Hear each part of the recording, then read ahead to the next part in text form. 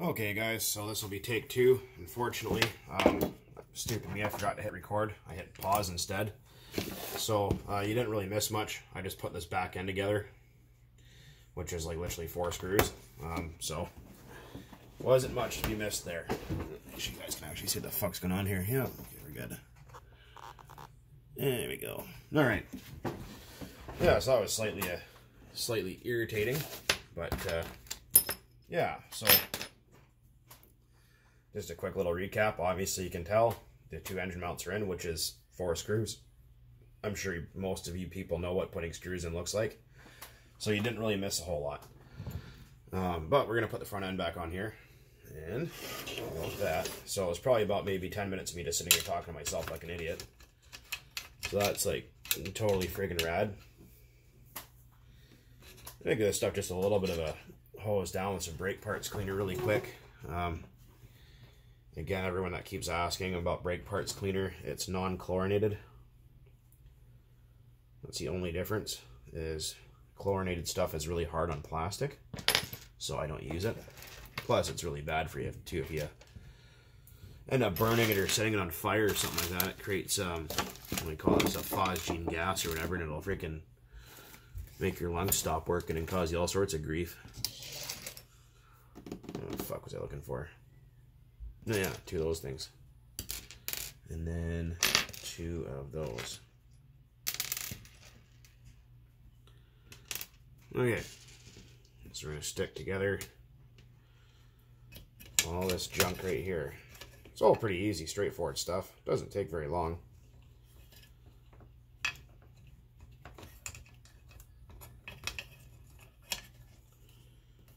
I don't know if you guys can find this build stuff interesting or not. I haven't really done it on camera before. So, I mean, I've done lots of engine rebuilds, but I haven't really, you know what I mean. Actually, let's get that front end secured first, and then we'll run with the other parts after. I line that guy up right like that.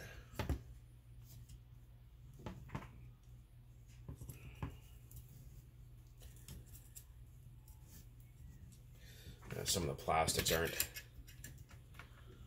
aren't really super in the best of shape, but they're good enough for now until I can find new ones. Really sucks that RPM isn't making stuff anymore for these.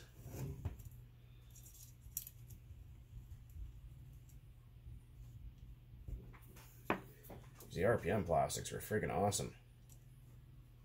I was looking around on eBay the other night. I had some RPM stuff, like some caster blocks and whatever else, and kind of little suspension parts, like this pieces that screw to the chassis in here and stuff. And holy cow, I mean, they wanted $90 for 2 pieces of plastic. I think I only paid $60 for this whole truck like freaking 4 years ago or something like that. Freaking retarded. It's like, my goodness. Also, the thing is with eBay, people are fucking greedy too, which doesn't really help matters any. Let's see, is that going to tighten up? Not really, but it's good enough for now. I have extra screws. These are actually titanium screws. I can't remember where I got them from, but or at least they claim they're titanium. I haven't spark tested one to actually find out, because if you do have titanium screws and you say you need to grind one to shorten it or something like that, or fix one up, fuck, do they ever make sparks? It's pretty cool.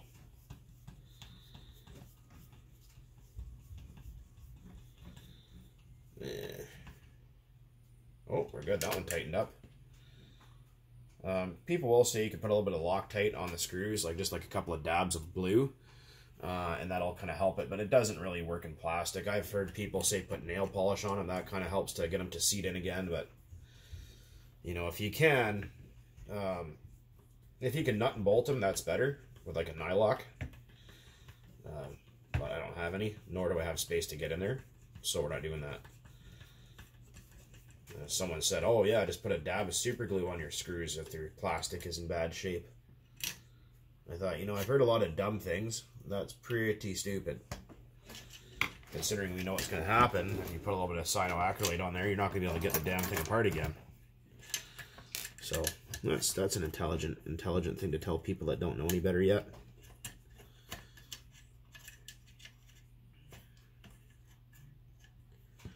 Really intelligent. That's what I love about these old GTs. They're just so simplistic. Like, any idiot can work on them. Well, maybe not any idiot, but most idiots can. Including the one you're watching right now.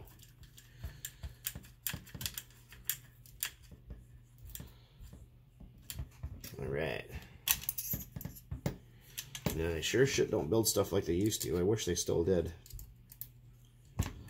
Real big bummer.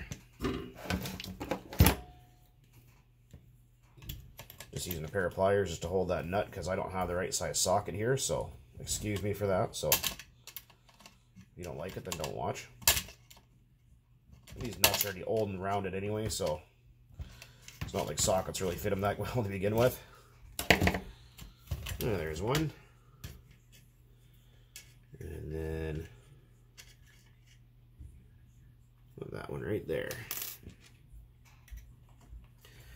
I'm waiting on my set of MIP screwdrivers to come in the mail, but they are taking absolutely just forever to get here.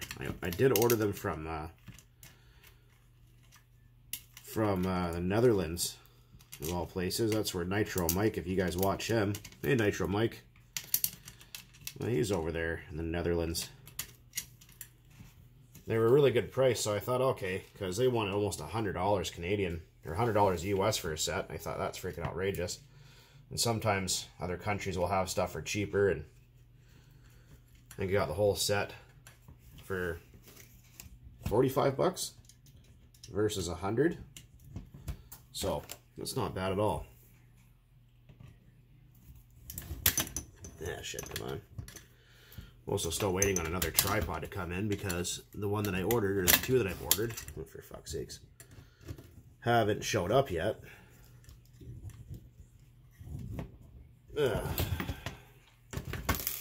From China, which obvious reasons. So yeah, that's kind of why I'm dealing with my little small dollar store tripod here at the moment, but I thought I'll try and get a little bit of content out for you guys to watch anyway.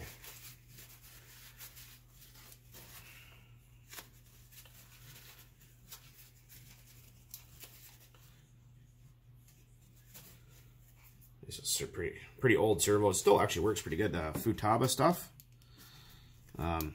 They make terrific electronics. They've been around for freaking ever. Absolutely years and years and years. That's all we ever used to run is old Futaba stuff back in the day. And yeah, sure, shit was expensive, but damn, would it ever work good to last a long time.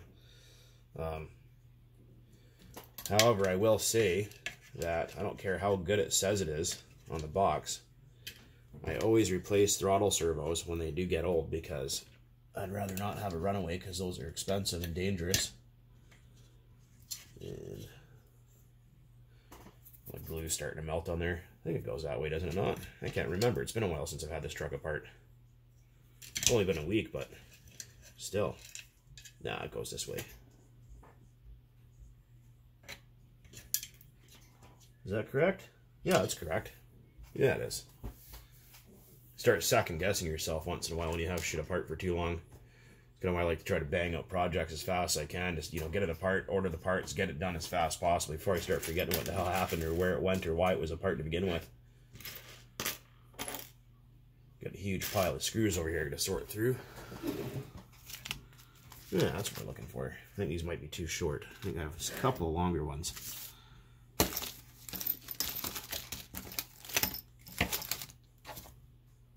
Or did. Oh, there we go. Yeah, these use all sorts of little different lengths of screws. I even have some old originally associated aluminum ones. They're fine for certain things, but I mean they look cool and whatever, but shit, do they ever strip easy?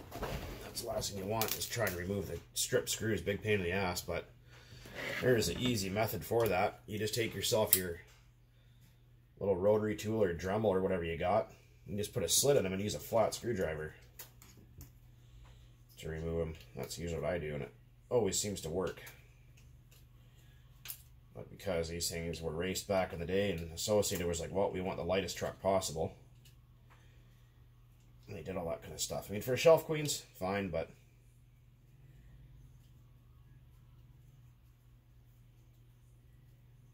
yeah, I don't really like these titanium screws. And this might sound odd for something that's supposed to be titanium. They strip really, really friggin' easy.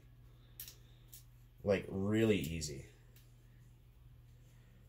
Considering titanium's supposed to be super strong, and these just don't seem to be. I think they kind of lied in their packaging a little bit.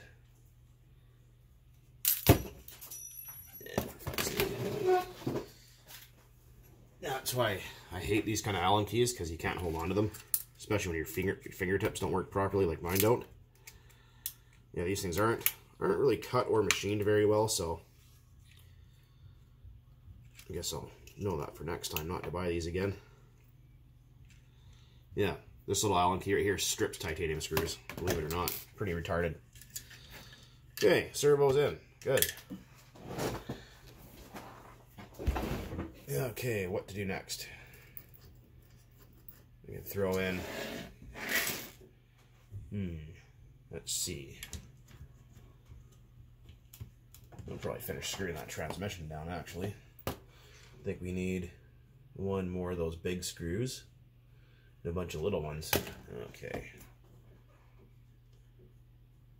Let's go with some new ones here, because these other ones are pretty chowdered.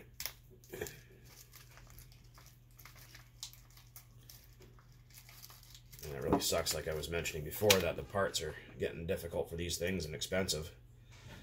You know, these assholes on eBay that have all the good stuff that you need, but they charge friggin' right out the ass for it. It's like, you know, come on. It's like one shock spring, super rare part, discontinued. I'm like, well, no, they're not, actually. You're just trying to rip people off. That guy has to sit there, because the brake caliper has to go and be... Okay, yeah, we can't finish screwing that down yet. Brake still has to go on, so let's try and do that. Wherever I put the brake. There it is.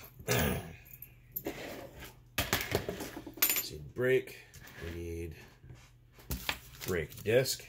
Because remember, electrics don't have brake discs. Well, at least I'm pretty sure most of them don't. New brake disc. And we're going to go with, if I can find it, brake adapter.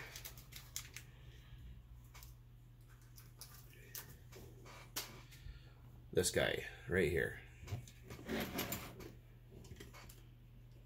So that guy goes on the transmission.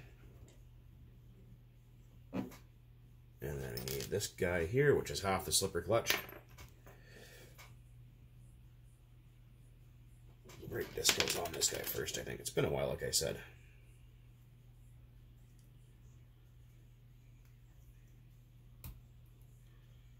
Ah, perfect. Okay.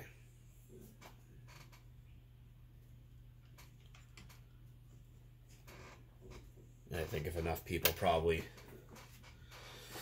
started begging Team Associated to start making these things again, I wonder if they would. Start a big petition or something like that. Because I guarantee you, people would really like to... Oh no, I see how it goes. Okay.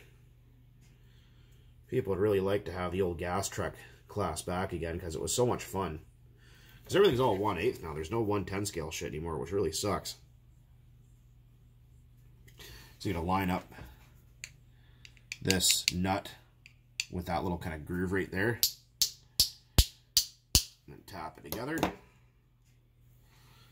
and that slips on that little pin. Well, that's what holds your brake on, so brake and slipper clutch is all kind of one part. There, see, like that. And then we have our brake. I guess I refer to this as a brake caliper, I think. So you just pull this little arm here and it actuates and squeezes the disc.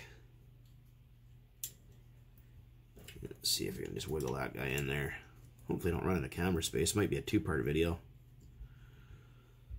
That's why I wish I had an actual real camera and editing software. One of these days I'll do that. And someone was asking me, I don't remember what your name is, about a P.O. box. No, I don't have one. I might get one though. All depending. Okay, there we go. I don't know how much they cost or anything about it. I haven't looked into it, but Yeah, I mean, I guess I'll look into it and see what it's all about, and then I'll get back to you guys. But yes, for now, no, I do not have a P.O. box. I think that takes 2 long ones. I believe it's these 2. I think. Yeah, it seems right. Someone's like, hey man, can I send you stuff? What's your address? Well, I'm sorry, I'm not giving up my address over Facebook or anything like that. Sorry, YouTube or whatever, but the last thing I need is people showing up at my house and being weirdos or something like that. But people ask, oh, shipping to Canada is expensive. Well, I mean, shipping anywhere isn't cheap, you know, and it doesn't really matter where you live. What's the real bummer is when you do ship here, or vice versa into the States, you gotta specify the package that you're shipping as a gift for like a birthday party or something like that, or whatever, because if you don't, they charge you out the ass, which is very unfair. And 4 short ones underneath, I think, yeah. And they charge you up the ass for it, because I did a deal a while back. Well, I guess it was a couple years now before I knew any better. And that package, which actually was an rc10gt, ended up costing me, I think it was $200 to receive it. Something like that, $220 at the post office. Otherwise, they won't release the package to you, which is really, really shitty. So you're like, oh, we had to look in the box for safety. I'm like, well, what could possibly be in there? Like, I get it, but I mean, come on. Like, what? It's going to cost somebody $200 to open a box and look in it? Like, give me a break. Just another way to grab money. That's all that is. Just a money grab. It's like, you guys didn't pay for it. I paid for it. Did my own currency exchange. Fuck off. It's ridiculous. Yeah, so that's why whenever I do a deal with somebody, it's right, happy birthday, sign it out as a gift, blah, blah, blah, all that kind of stuff. You guys can actually see what the hell I'm doing here.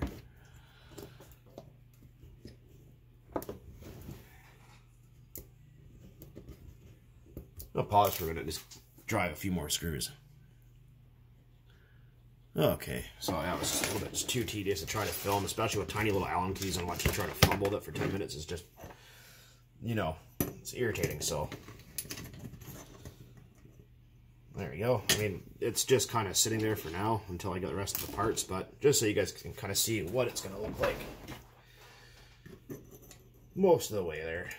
Like I said, these little tiny Allen keys are just, I hate trying to film and play with these things because, like I said, they're just too tedious. I was thinking about doing a live stream one of these days, but I know Nitro Freak, if you guys watch him, Nitro Freak's pretty freaking awesome. Jump in there and say what's up or watch him. He builds all sorts of that TLR stuff, all that Lossy, and he's got Nova Rossies and all sorts of other cool stuff. So if you guys like that kind of stuff, go and check him out. Tell him the bug sent you in there and said, hey, what the hell's going on? But, yeah, like I said, we're just kind of just sticking things together a little bit. I mean, this motor is going to come back out because it's getting rebuilt anyway. But it's just getting little shit done for now. So it's kind of like a bit of a roller. We'll stick the wheels on here on camera, too, in a moment. But just so you guys can kind of see. And see what I mean by tedious with these Allen keys. I hate them. You just fumble constantly. It just drives me fucking insane.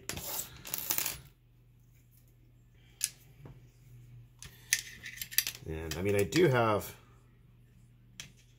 an attachment for my it goes right there, does it not? I think it does. For my drill, but like I said, the plastic is so old and in poor shape. A lot of it is just, or it's just the threads are so fine that one wrong slip with a twist of your finger on a drill there and freaking that's it. You just made a hole a lot bigger than you needed it to be. I'm gonna throw this back in here and we'll pause and be right back. Okay, well, I might have enough space on the old cell phone there to get some freaking treads on here. Got some Pro lines. These are brand new. Still need to glue these yet. Actually, I haven't even done that, so. But we will do that when I get my tire glue, whenever the hell that is. Like I said, things are just taking forever. Hobby shops are only open at certain times, and we'd like to do more of this kind of stuff on camera if you guys find it interesting.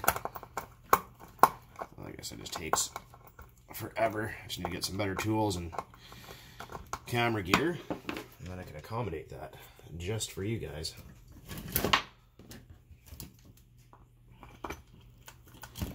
Like I said, this used to be all the parts from the electric converted GT, which I just, like I said, got sick and tired of it.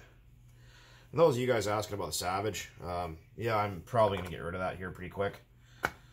I'll just sell it for whatever I can get, because the Savage 25 parts are almost impossible, and if you do find them, they're super expensive. And last time I was working, I did notice that the transmission's actually completely destroyed, so when I can't find parts for that, I'm not going to spend $300 for what some knob wants on eBay. So I'm not going to continue trying to fix it anymore. It's just not worth it. There just becomes a point where you just got to throw in the towel and move on. I'd rather put my money into something better, like one of these or another one of these, or maybe even a Lossy 8 or Lossy, or however you try it again, however you're supposed to say it. Might even grab one of those when I have extra cash. Maybe grab that Truggy or something like that. I think that'd be kind of a nice thing to have. Because all my stuff that I have is like 20 years old, all ancient. I don't know what that bearing came from, but it doesn't fit nothing I got. Yeah, so that's what I might end up doing here as soon as I have the cash.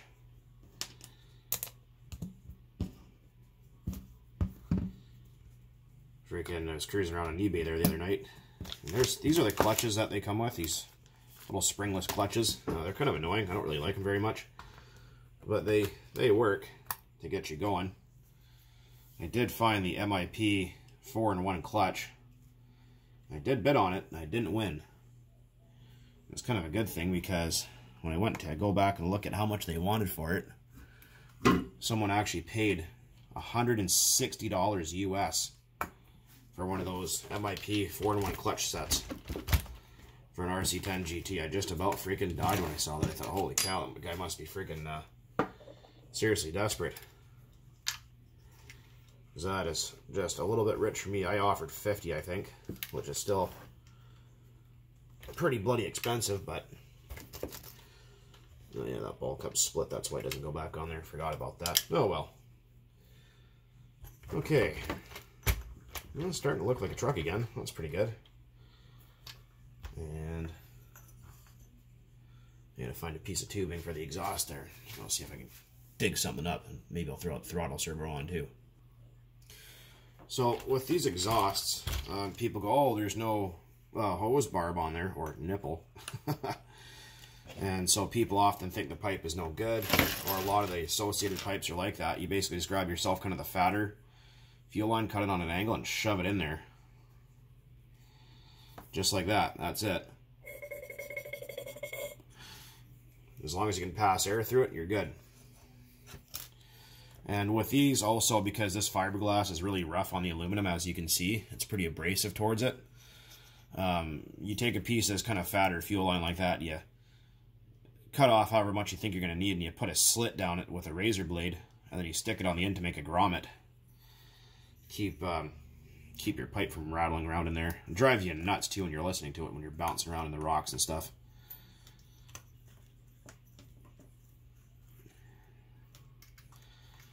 Something like that. There we go. Always leave extra. I do have a fuel tank kicking around somewhere. I don't know exactly where, but I got one. And yeah. Let's see about that throttle servo. I'll put that in really quick too while we're at it. Okay. So we got the throttle servo in. Right there. Look, you can tell. So we got a receiver, both servos. We got the engine in. Like I said, this purple cylinder head's going to be going on there. I'm just waiting on parts in the mail. So engine block, because this one all the screw holes are stripped on it. New crank on the way, pull start, a few things like that. So, and then we'll rebuild this little old Pro 15 together, and you guys will see that. But for now, it's basically just buttoning up most of the little tiny stuff. All these little screws are just so freaking tedious to try to film putting these damn things in. These allegedly titanium screws from GPM, I don't like them. They don't fit the Allen keys very well, and they strip easy like aluminum. It's weird. You'd think like a hard material like titanium wouldn't strip easy. Oh, it does. It's just like the stainless or aluminum screws. It's terrible. You go and you get it tight and you get one half turn, it just strips right out. It's kind of like, well, that's fucking disappointing. So, but anyways, what are we sitting at here? Freaking just about, we got 25 minutes. That's not too bad. It's going to cost me $1.5 to upload that probably. That's okay though. I need to get some shock oil too. Probably go some 35 or something like that. Just have to order some.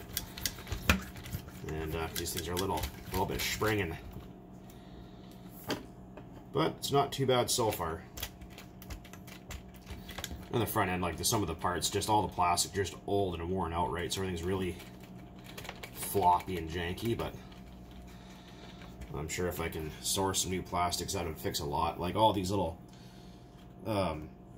bits for the shocks here in the bottom, and well, you guys can see all the slop in there. So I'm gonna try to work on finding some of those parts as well, and kind of get that front end tightened back up again. Rear end's pretty good still. It's just the front, probably been hitting stuff all those years.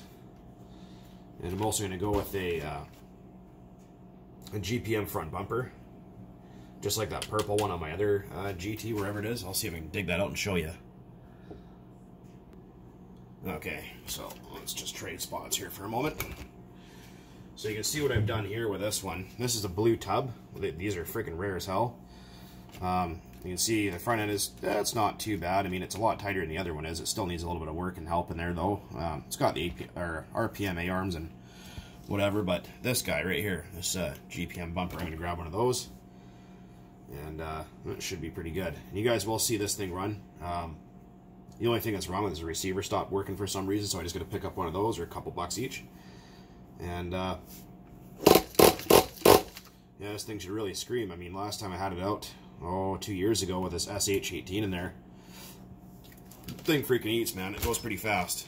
A lot of people have seen this engine floating around, and they always wonder what the hell it is. And it is an SH18. It just has an old Dynamite 15 purple head on it, because obviously it's got all that purple and blue parts on it, so I thought it'd be fitting. Yeah, it's a pretty neat truck. I like it. It goes pretty fast. But yeah, back to this guy.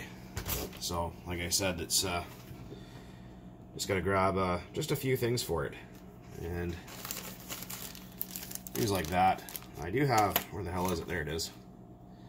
This right here. So I've still yet to figure out exactly how it's supposed to go on there, but it looks like it's supposed to go here and then here, I'm guessing. At least that's what it looks like.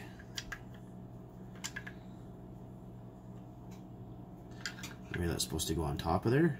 Maybe that's supposed to go on top of there. No. Can't go under it. Something like that, does that make sense? Or does it go underneath? I don't know. It's odd. I'm not even sure if it's actually for this truck or not. I think it's supposed to be, but it doesn't make... So you can't put it here because it'll run into the servo. Or maybe it won't. Let's get that air filter. You fucker. Don't even try it. Anyway. No, that doesn't make any sense at all. Yeah, because it'll run into the high-speed needle then. That doesn't make... That has to go there somehow. That's the only thing I can really think of. I kind of like it in there, actually. I'll see if I can fit that in there, and if I can, well, I'm going to run with it.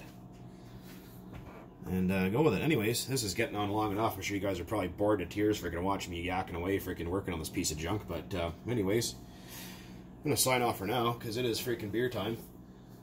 And I will chat with you guys later. And as always, thanks for watching. We'll keep on burning nitro out there. Hopefully to make some more bashing videos soon.